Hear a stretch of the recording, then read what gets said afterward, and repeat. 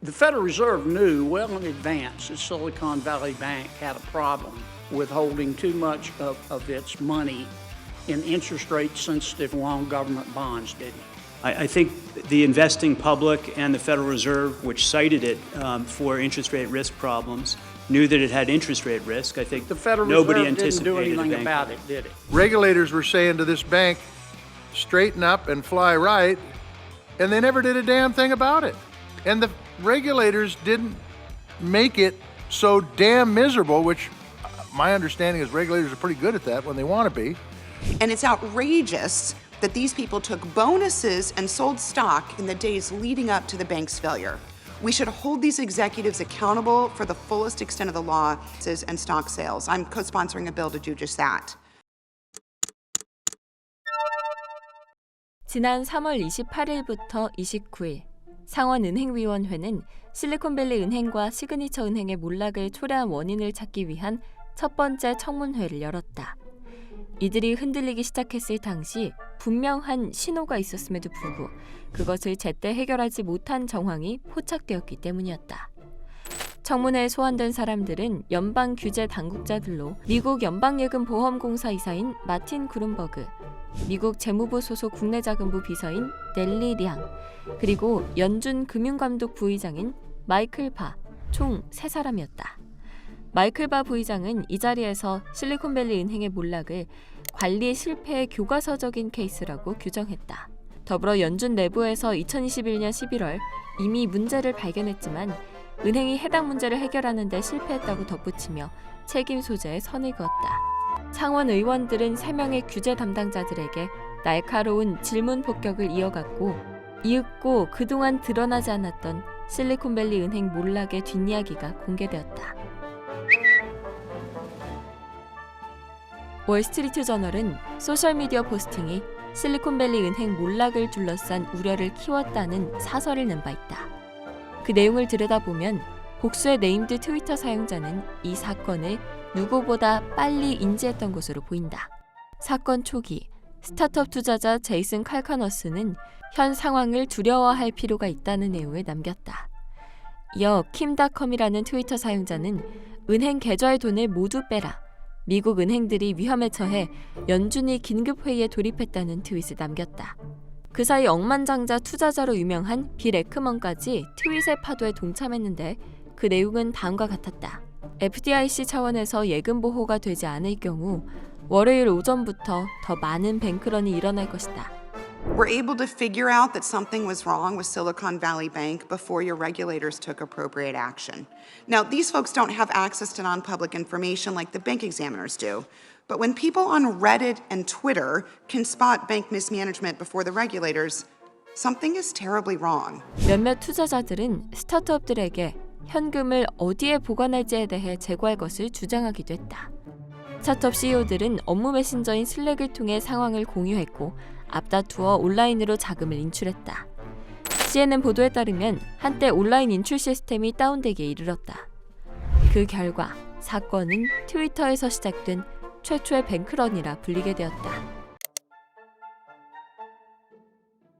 The Federal Reserve rather stress tested 34 banks in 2022. Is that correct? Senator, I don't have the exact number in front of me, but that Well, sounds, I have your that report. sounds, that I sounds have your correct. report. It says 34. And the cutoff was $100 billion. Yes. You didn't stress test Silicon Valley Bank, did you? No, under the Federal Reserve Board's rules that were put in place for the transition into the stress testing, it takes a while for a firm to be considered above the threshold. Yeah. They need to have a rolling four-quarter average. Did you stress test Silicon Valley Bank in 2022? No. Okay.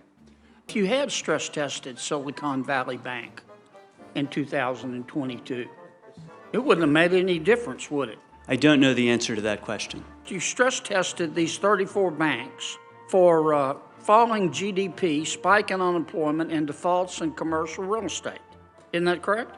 Yes, in a typical adverse scenario for banks, we're testing falling interest rate environments. But that wasn't our and problem in 2022. I completely agree with you. It's not our problem today. The problem is inflation, high interest rate, and loss of value in government bonds, isn't it?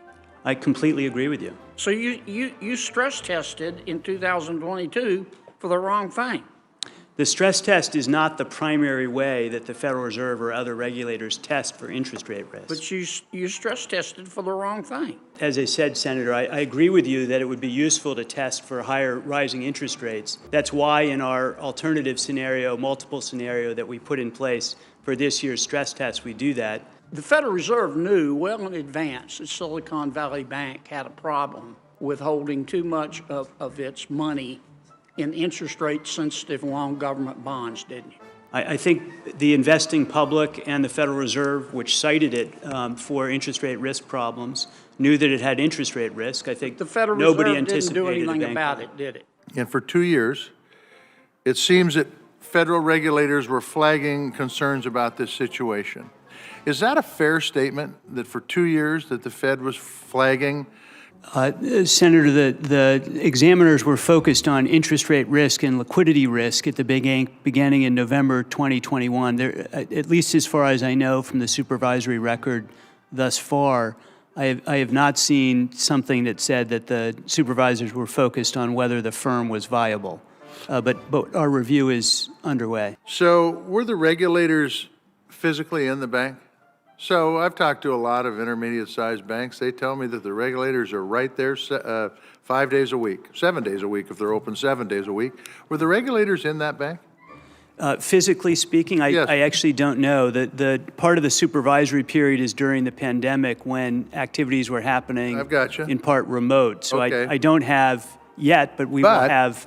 I just want to point out the fact that the pandemic's been over for quite a bit, and the opportunity for those regulators to be in there would have been long before a month ago.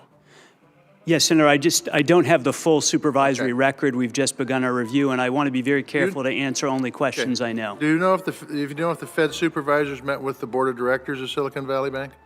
I don't know that yet. I know they met with senior management, but I'm still reviewing So the you record. wouldn't know if Silicon Valley Bank had a risk committee and if, in fact, the Fed supervisors met with the risk committee? I will know that by the May 1st report. So what point in time does the Fed regulators drop the hammer on this outfit? We could have all the regulations on the book. Regulators were saying to this bank, straighten up and fly right, and they never did a damn thing about it. And the regulators didn't make it so damn miserable, which my understanding is regulators are pretty good at that when they want to be. And it's outrageous that these people took bonuses and sold stock in the days leading up to the bank's failure. We should hold these executives accountable for the fullest extent of the law and stock sales. I'm co-sponsoring a bill to do just that. 의원들은 문제가 된 두 은행의 임원들이 부적절한 행동을 한 정황이 발견된다면 처벌에 나설 것이라는 의지도 드러냈다. 특히 가장 최근 발생한 실리콘밸리 은행 임원들의 대규모 주식 매도에 대해 우려하고 있는 것으로 나타났다. 최근 미국 증권거래위원회에 따르면 실리콘밸리 은행의 전 CEO인 그레그 베커는 은행이 몰락하기 직전 두 차례에 걸쳐 주식을 매도한 것으로 드러났다. 올해 1월 110만 달러 규모, 그리고 2월 말 200만 달러 규모의 주식을 매도한 것이다. 더불어 지난해 말 그는 1000만 달러어치의 상여금을 챙긴 것으로 알려졌다. 더불어 문제가 되었던 시그니처 은행의 전 CEO 조셉 데파울로의 지난해 상여금은 860만 달러였다. 예금보험공사와 연준 모두 해당 임원들로부터 해당 금액의 일부를 환수할 권한은 물론 처벌할 권리까지 가지고 있다. 양당 의원들은 예금보험공사의 예금보장 한도를 현재의 25만 달러보다 상향하는 방안을 논의 중이다. 만약 은행의 위기가 금융시스템 자체를 위협한다고 판단할 때 규제 당국자들은 현재보다 더 많은 예금을 보호하려는 시도를 할 수 있다. 그러나 2010년 제정된 다드-프랭크 법안에 따르면 현재 한도를 넘어서는 규모의 예금을 보호하는 조처를 하는 것은 의회만이 할 수 있다. 청문회에서 나온 증언에 따르면 보호되지 않은 상태의 예금을 예치한 금융기관들은 이런 뱅크런에 더욱 취약한 상태다. 2022년 말까지 시그니처 은행의 예금 90%, 실리콘밸리 은행 예금의 88%가 보장되지 않은 상태였다.